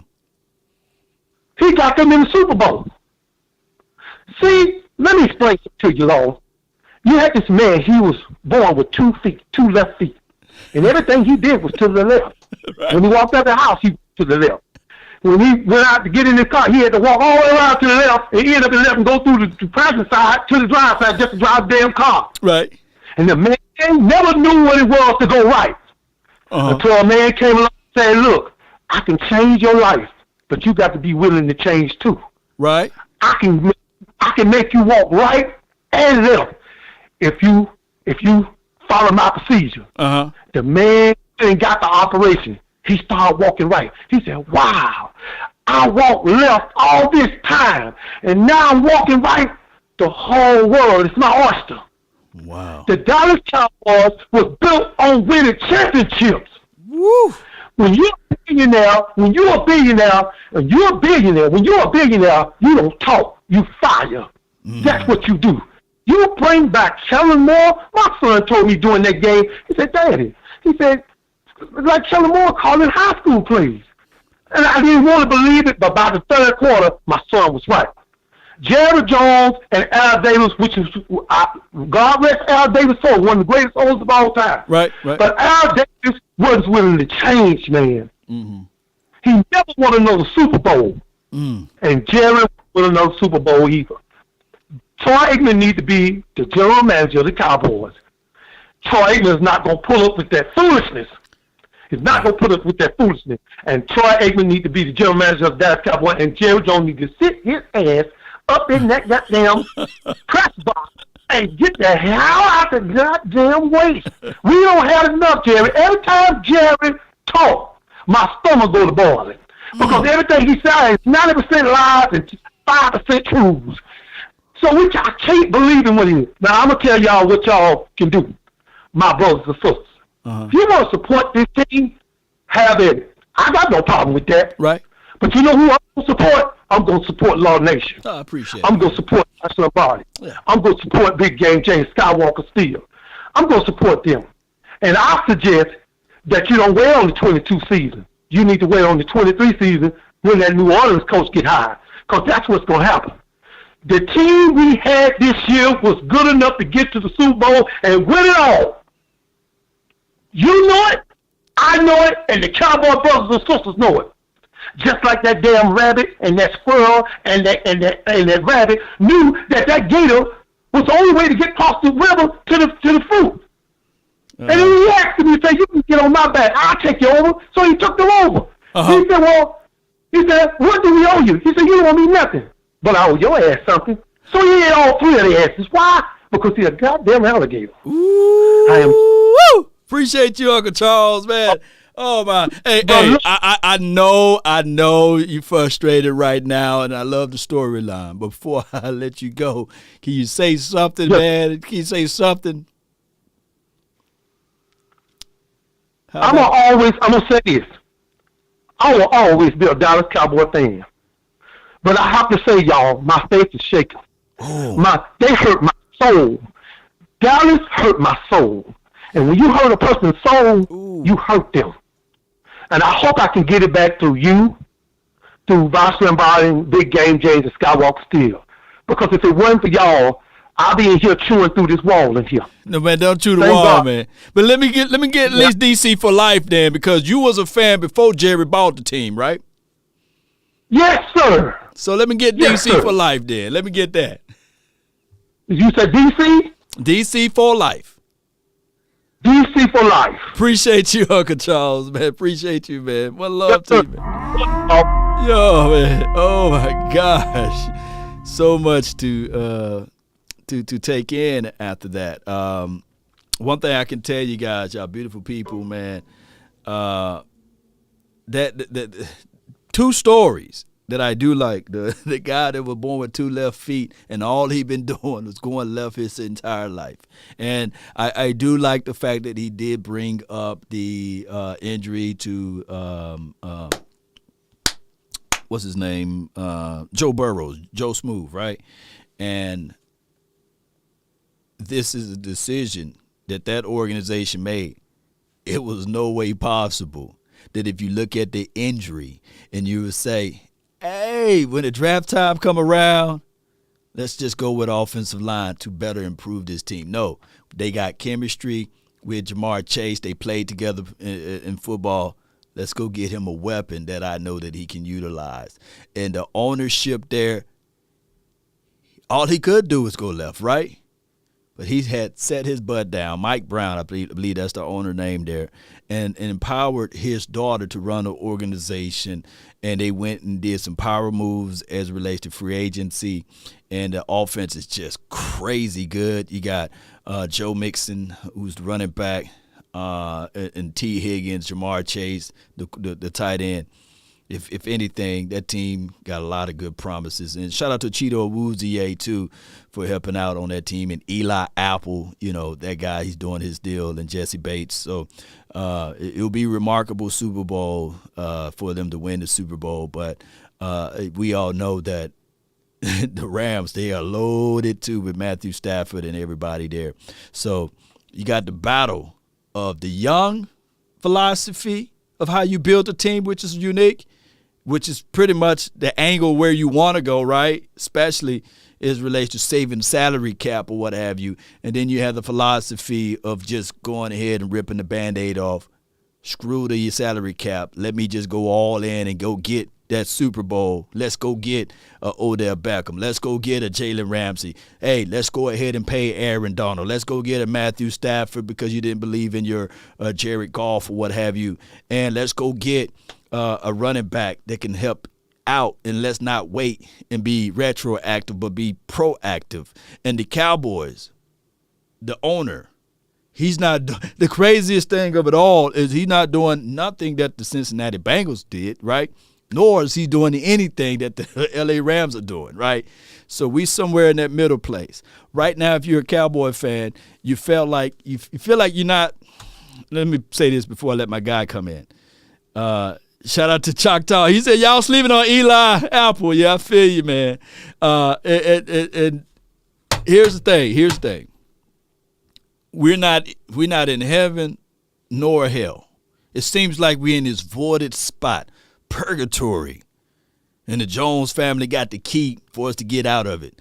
Now, the reason why I say that is because we're in that middle place. Some people will say this team is mediocre or, we still in the middle of the thing. But it goes back to what I'm saying. You're not in heaven or hell. The Cincinnati Bengals been in hell for all of those years. The Jets, if the Jets win the Super Bowl next year, or go deep into the playoff run, or the Detroit Lions, then I would really say, man, this thing is just crazy, right? Or the Jacksonville Jaguars, right? Or some other team, or we can say the Cowboys, right? But neither here nor there. It feels like we're in purgatory because we're in that middle place. Neither heaven nor hell. We in that in-between spot. Next, we got 972 Willie Day. You're live. Law Nation, man. These Cowboys. First of all, I want to say, for the young fans that live in Dallas, they never seen us win a Super Bowl. So Facts. I told you, I first started watching Cowboys like in 1990. Right. So thing about it is, this team is close. We lost a game by 6 points. Mm-hmm. But the thing about it is, anytime we lose, like the Cowboy fans, these so-called Cowboy fans, they gonna put all on deck because he got the money. Old girl said it right. Once he got the money, it's all on him. The thing is, it's a team game. And these Cowboys, like, they done broke me this season because mostly the Cowboy fans. I cannot stand these Cowboy fans that go in on Dak Prescott, not just him, but like some of these dudes, they be throwing these dudes on the bus the whole season. Why you watch them if they make you sick that much? Now the thing about Jerry Jones, yeah, everything right about him. He's the problem. But thing is, Jerry Jones, he do want to win. He done made money. He want to win something, but he don't know how to do it. He needs to go sit his ass down, like our boy said. Yeah. but the thing about it is, we like, look, the Cowboys make 2 steps forward, they take 2 steps back every season. Like Michael Parsons, I feel like Michael Parsons gonna be like 26 years old with no ring. No, don't say that, man. But I feel what you said, Willie D. It's a difficult situation to be in, right? Because like I said earlier, the salary cap makes certain people look at the money. Yep. Because they're going to look at the fact that, hey, if they didn't pay this man all of the money, then they can go out and get this guy and go out and get that guy. But that's why I'm rooting. That's why I'm rooting for the L.A. Rams, because that's going to be a moot point, because regardless of the cap, they went out and said 2 tears in a bucket. Pluck it. I'm going to go get a Ramsey. I'm going to go get a Odell Beckham. We're going to make this thing work one way or another. But go ahead. Exactly. Hey, and okay, for example, I was on board with them picking up old boy on Gilmore. Whoo, yeah. I was on board with it. I was on board with that. So, thing is with the Cowboys, now, the thing about the Cowboys is their future is bright, because I'm looking at, first of all, Ezekiel Elliott. Trust me, I love everything he did for me. That boy was down there with 18 yards rookie season, balled out. Woo. I knew he was going to be special when we first drafted him. Right. But look, it's time for us to move on with him, because first of all, tread lightly now, Willie D, because you can't say that, because the moment you say you move on from Ezekiel, then they gonna say, well, why you ain't ready to move on from Dak? So go ahead and explain that, Willie D. No. I explain it. I'm gonna let you explain it. You know. I got that. Okay. First of all, Dak Prescott, he got another 6 years, 7 years playing. First of all, it's a different position. Okay, good. Ezekiel Elliott got hurt this season. And then, first of all, coming into this season, he wasn't the same Ezekiel Elliott. So, therefore, all them big runs he had the first 3 years, no more. So, cool. So, if I were Jerry Jones, I would call him in the office. I'd be like, hey, Ezekiel Elliott, look, I would turn to Jerry Jones and tell him, look, man, you gotta take a pay cut, and you're gonna be the bad guy, or else you gotta go, because first of all, I'm telling you, I love everything he did for me. Screw the Cowboy fan, for me. I love Ezekiel Elliott, but I want to win, just like when James Smith got cut. I told you, I want him off the team. Right. Gone. I want somebody to win. I want winners. He was not playing. He was not giving us winning production. So the end of the day, I don't care if it's Pollard or we go drop a tailback in the second round, third round. I want some juice back there. So the team gonna get better if we make that cut, and we got to hit on our first 3 draft picks. I don't care if it's O-line, D-line, secondary, linebacker. Right. The team can get better. And Dak Prescott, he's going to get better. And Cooper, I want Cooper to stay. Right. Cooper, the thing is, Cooper is this. I think I was listening to you like 2 days ago. You hit the nail on the head. Cooper just calm. I think you said something like, a bomb can be going off, and Cooper gonna be having his headphones on, playing music. Right. He's a calm dude. So most Cowboy fans take him as like he's a chump. He's solving all that. Man, Cooper is a beast out there. But the thing is, the Cowboy offense, the coordinator, Kellen Moore, who I wish the Dolphins would have grabbed him. He's still here calling plays, messing up. If he would get more aggressive with Cooper, we can do it. It's right there for us to win it. This NFL, it ain't your 90s NFL, it ain't the 2000 NFL. The Bengals in the Super Bowl, they gave us 9 sacks in playoff game. Let's damn reach the Super Bowl, Jack. The Cowboys can win it with this team right now. We can win it. But the thing is, we lost because, man, Mike McCarthy came out and said we were nervous. Why would you say that? And then that's on you. And another thing about these boys. Right. I swear to God, I do not like social media. These boys be on their phones too much. Look, if I was the coach, when you come in the locker room, take them phones away. I don't. This. First of all, the '90s was the best. I don't care. The '90s was. I feel like the '90s was the best time to be living. If you were like 15 years old, I was 15 years old back in. Right. Yeah. So at the end of the day, man, the Cowboys got a chance to do something But right now, I'm so down on them because, first of all, I told you, the game we had 14 penalties. We deserved all of them. But we lost by 6 points. It be the Cowboys fan be acting like we lost the game by like 20 some points. They be right there. But no doubt, Willie D, man. I really appreciate you, man. But before I let you go, man, you still gonna say it, man? And how about them Cowboys, a DC for life? Or what you got, man? Before I let you go, man, what I want to say is, screw Jerry Jones. Put Jimmy Johnson in the ring of honor. Put him in the ring of honor. Appreciate you, man. Appreciate you, Willie D. All right, man. We're going to do rapid phone call because I got it to 2 o'clock and I got it bounce, man. But I really appreciate everybody that's tuning in. So we're going to do rapid line. 903, what you got? You live. Yo, what's up, Law Nation? What's up, man? I'm happy to be on again. Appreciate you, man. Everybody else, what they said, man, I'm glad all the last 3 callers don't say it all. They'll sum it all up together. Those three people. And like I said, man, they hit the nail on the head about the Dallas Cowboys, all their talent. Yep. A lot of people are excited about the draft. I'm excited about the draft. For a defense goal, offense, I'm not too excited about it because they're going to get good players, and the talent going to go the way, so what I'm afraid of. I mean, we have good players. We got good players now. We got backup people that could contribute we didn't use.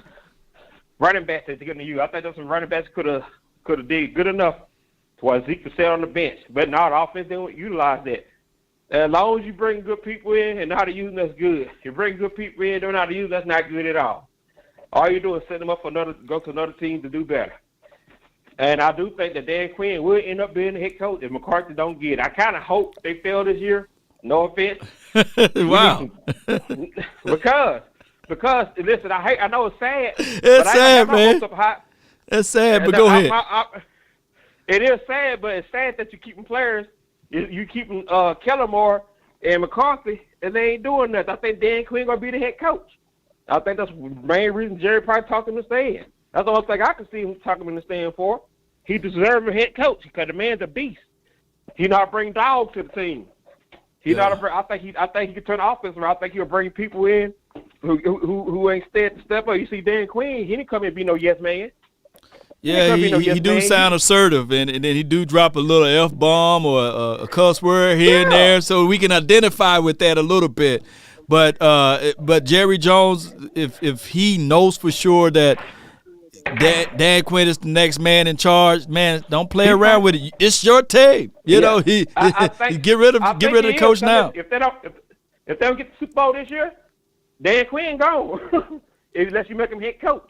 That's the only thing I can see him stick around for, because he deserves head coach. Because one thing is, Dan Quinn didn't kiss no ass, and you could tell. And then when Dak was out, when they won that game with that backup quarterback, Dan Quinn I'm sure he had a hand in the win because, from the win with backup quarterback. All right, man, FBI knocking, man. Appreciate you, man. Appreciate you. Let me hear you one more time, man. Let me hear DC for life or something, man. Man, DC for life, man. All day, baby. Appreciate you, man. All day, every day. 24/7. Yeah. All right, we got 817. You got 2 minutes. Let me listen to you. Oh man, I just want to say a few things based on the last, not the last call before me, but the one before that, where they talked about Zeke Elliott. Right. Turn your radio down. Turn your background down, man. It's loud, man. So we can hear you. Go ahead. Okay, can you hear me now? Is that better? Let me see. Yeah, it's good. Go with it. Okay, yeah, I wanted to talk about the people that's ready to put down Zeke Elliott. Right. He been through injuries last season and even this season. If you look at the numbers, he had he rushed for 1,000 yards this year, but what you can't say is he ain't a tough running back. And that's what we needed on offense, was some kind of toughness. I wouldn't mind them playing a 2-back system with Pollard and Zeke. But on Dak, Dak's most successful season to me was when Mark Sanchez was helping him his rookie year. Nobody ever brings that up. You know, now after that, he's been up and down, up and down. In college, he was up and down, up and down. Everybody say he can't beat the big teams. I think if we get a good QB coach or somebody that has good sense, like bring in a Romo, somebody that can lead him where he doesn't see his mistakes, because Dak can be a great quarterback, I think, with the right leadership behind him. You know, and that's what I want to point out. But people need to raise up on Zeke, man. He a strong running back. You know, running backs don't get a lot of credit these days, you know, so I think we should stick with him, let him be healthy just like anybody else, because if he's healthy behind a good line, Zeke is unstoppable. It is proven. But that's all I want to say on that matter. You know, I'm a Cowboys fan, true and true. You know, it's blue and silver with me all day, and I love your show, Law. I watch you every day, man. Appreciate you for calling in, man. Appreciate you, man. Good call from you. All right, so, I pick up his points there. I go back to saying this right here. 21 slam, like running right up the gut, just not the way. One of the biggest problems with Kellen Moore is designing running plays to defeat certain coverages as relates to the defensive schemes out there. I'm not going to put all of the situations on Ezekiel Elliott. Playing through the PCL tear is a noble thing. I'm a warrior thing. But I blame the coaching staff for not being able to step in and say, hey, I'm the coach. I'm the coach. You know what I'm saying? So I think that with a PCL tear, the coaching staff should have been able to look at Ezekiel Elliott and say, hey, man, you're going to have to sit this one out because we need you in the playoffs. You know, this is a need situation to be 100%. And I go back to the last playoff game that we won when Ezekiel Elliott was running the ball against that Seattle Seahawks team.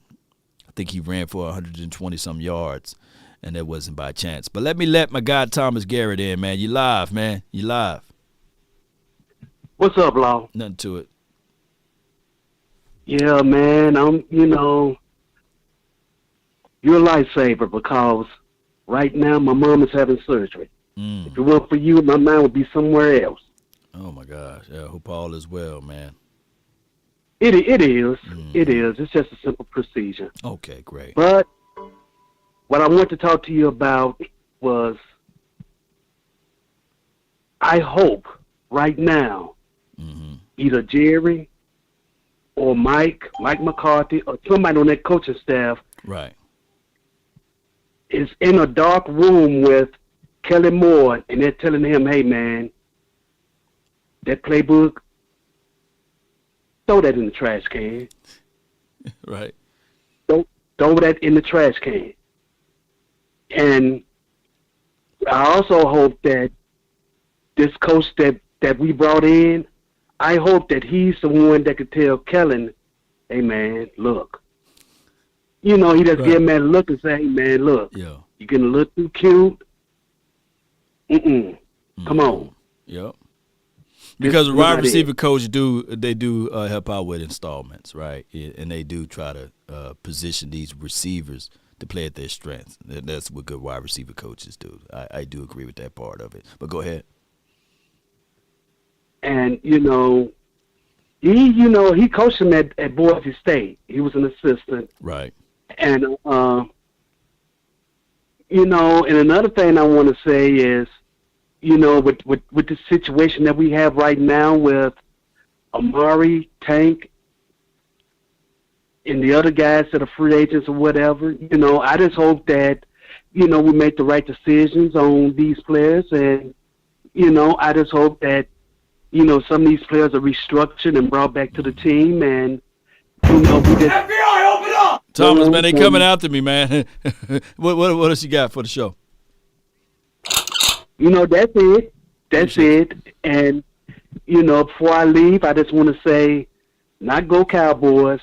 I just want to say the only thing I want to say is, how about them Cowboys? How about them, baby? It's still how about them. And I hope all is well with the procedures for your mom, man. Appreciate you, man. And that's Thomas, man, always in the chat and always holding it down. For the 304, you're live. Yo, Law. Nothing to it, Law. man. Talk Good, to me. good. All is well. All is well. Talk to me. Good. Hey, man, until they get rid of Kellen, change this offense, it's going to be the same. Yeah. You see, we are running into the same situations that we ran into with Garrett. Yep. Back when Garrett was, when McCarthy played, when they played us in Dallas with Green Bay, remember, they came out and everybody thought it was something weird where they had like 6 corners, 6 DBs on the field. So this is the first snap! time You so right with it, but keep going. I Yeah. know what game you're talking about. Oh my God! Go, keep going. Yeah, Woo. it's not the first time they did that, and they beat us then, set us back 20, 30 points, and it's been written in stone. Just people just decide to pick and choose when they want to do it, and they only do it when the game counts and when they need to beat us. So until we get rid of this high developing or plays that come out, it take 10, 15 seconds just to get the receivers down the field or whatever the case may be. Until we get pretty much to a West Coast offense where we're dinking and dunking and making sure we get the ball out of their hands and getting into our playmakers, we'll run into the same situation every single time because this is nothing different. If you look back when we played the Giants and Romo threw that pass in the end zone and it was an interception, they were cover 4. It's been cover 4 ever since Garrett has been there. It's been cover 4 that beat us. Cover 4, cover 5, cover 6, all that beats us because we don't have smart enough play callers to say, all right, we need to hitch, slants, crosses, curls, stuff like that. The quick screens, wide receiver screens, draws, stuff that make them think instead of pinning their ears back and coming to get us. Hey, what's your name, man? Aaron Lewis. Aaron Lewis. The 2 successful years we had in this run, and I'm not even going all the way back to 2007, was in 14 and 16. Both of those successful years was run-dominant years, right? It wasn't quarterback dominant. I believe if we just get back to running the ball, and I know offensive line is in shambles, what have you, but people fail to realize run the rock. That creates a better avenue for your quarterback, especially with his skill set. And those are 2 different quarterbacks. Same similar system, right? Same or similar system. And still same system, basically. If you just be 100, same system. But DeMarco Murray was running the ball. The only negative that we had with DeMarco is that year he wanted to play basketball with the football. And it came back. Everything that we had going into the regular season literally came back to hunt us in the postseason because he fumbled the ball. People talk about the Dez catch, no catch, which he called it. He but fumbled that ball, fumble, they turned it over. They scored right off of that. Right. And you know what another part of it was? And man, this is a good conversation from you, Aaron, is the person that caused the fumble was a free agent guy that they picked up, Peppers, for the Green Bay. And I was telling people that it's so important to go out there and get free agent guys that can make plays because in the playoff time they would show up.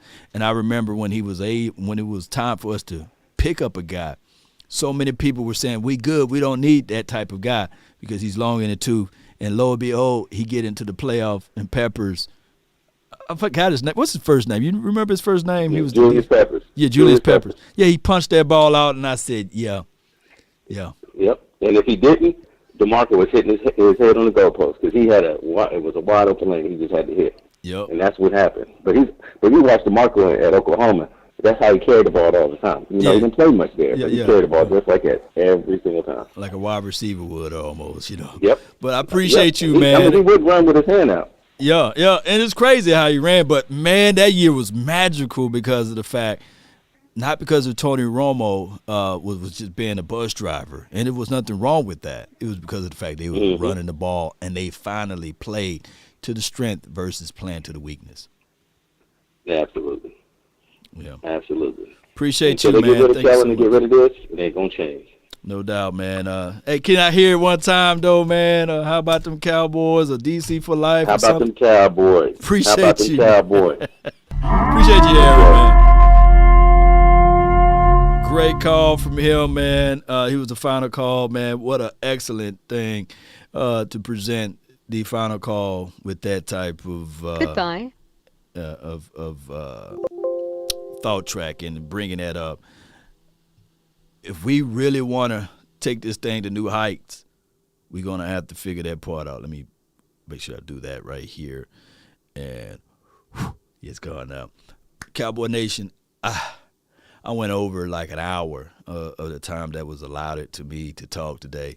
But I'm going to tell you guys, the good, the bad, I still love this team, man. And it's just difficult, man. I'm kind of hurt, man. I'm hurt just like you guys, man.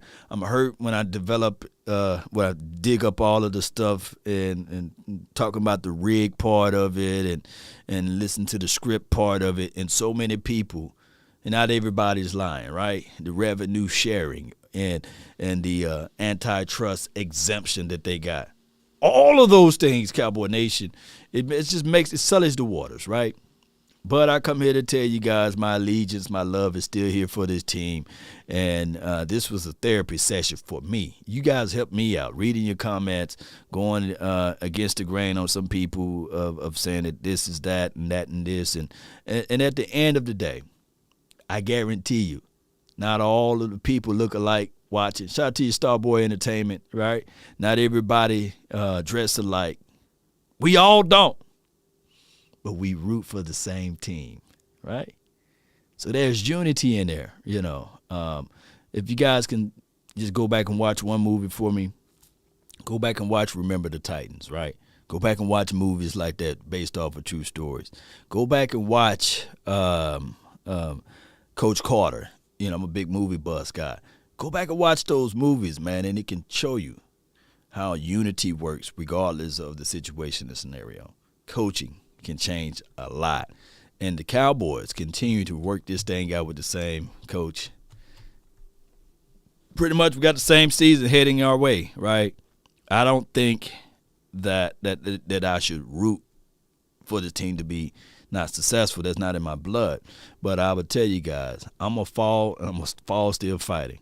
I'm going to still root for this team regardless of the situation, and I hope that you guys do the same. I hope you guys do the same, man. 22 different players got a touchdown. Who are they all? You know, who are they all? Laugh out loud. Appreciate you, Scott. Appreciate you, Jimmy. Shout out to Jametta. Shout out to, she was one of the good callers. Shout out to Aaron. Shout out to Lady Jessica. Shout out to my guy, Willie D. Shout out to Thomas. Thank everybody who called in, man. If I left out your name, shout out to you, Gina.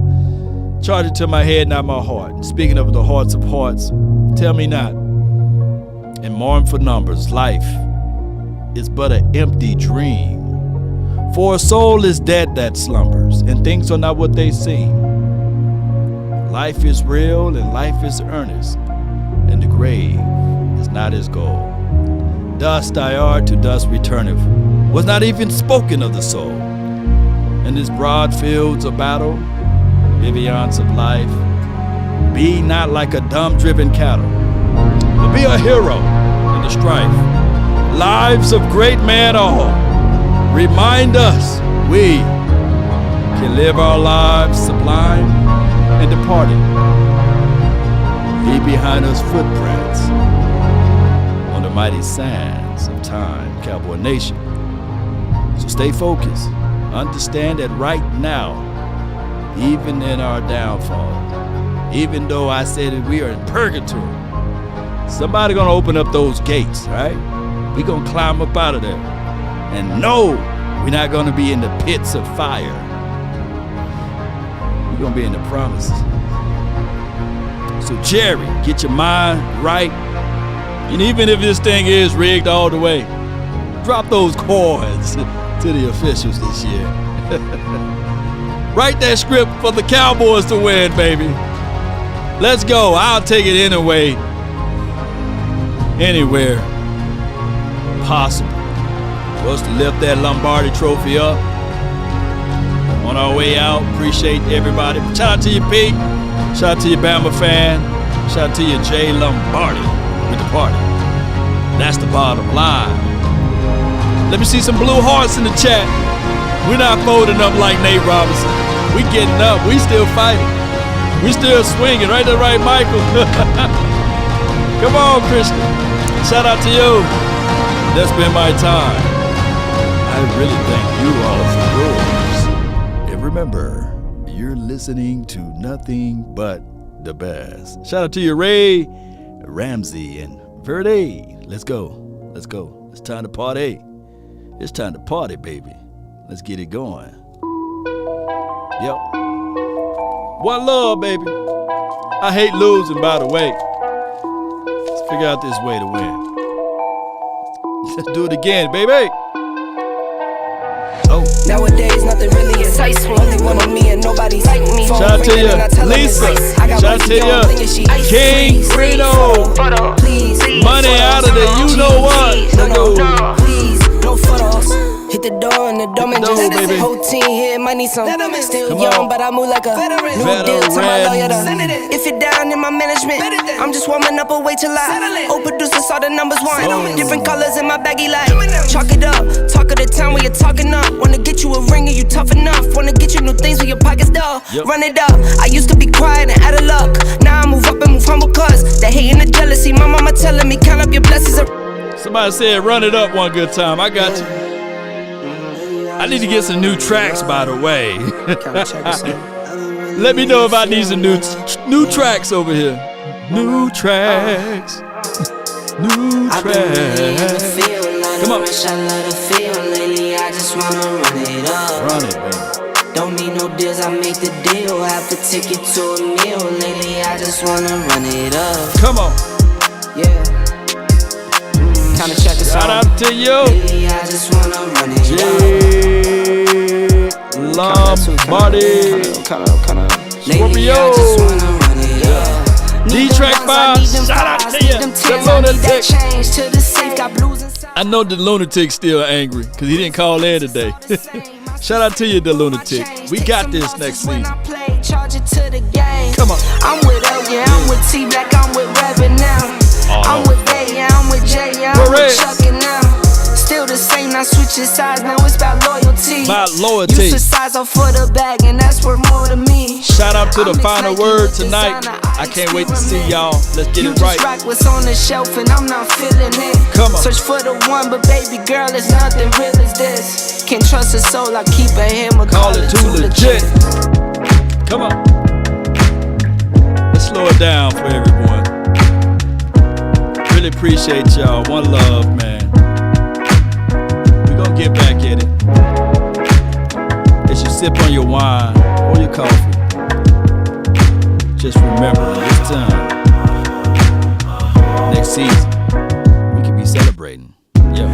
Take a drag of my cigarette.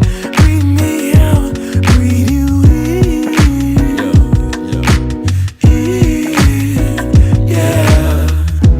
Take a bite of my burger, babe. Save a last bite for you. And you. For you. Ooh. Don't let the street lights hit you all alone. Come on. You know it's danger, baby. To go alone. Right. Don't let the street lights hit you. Shout out to you, Chris. I be your love you. player too. I'll follow wherever you go. Yeah. Whatever you do. Player too. Play tunes. Love hits and oldies. 7 years of the perfect love. 7 more and another one. And another one. And another one. Fighting you was the one I lost. 7 wonders all in one. All in one. Don't let the street lights hit you all alone. You know it's dangerous. Do me a huge favor. Check out my Dax Don't let the street Bill video. lights hit you. Just post it in the community box. Let's go. Player too. I'll follow wherever you go. Come on, sing along, baby. Whatever you do. Player too.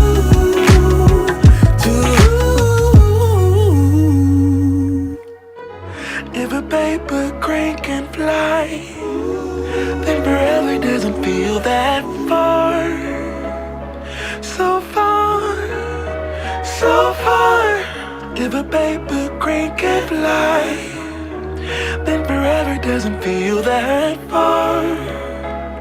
So far, so far. If a baby grain can fly, fly on, fly on, fly on, fly on, fly on. And remember, I love saying that, you're listening to nothing but the best.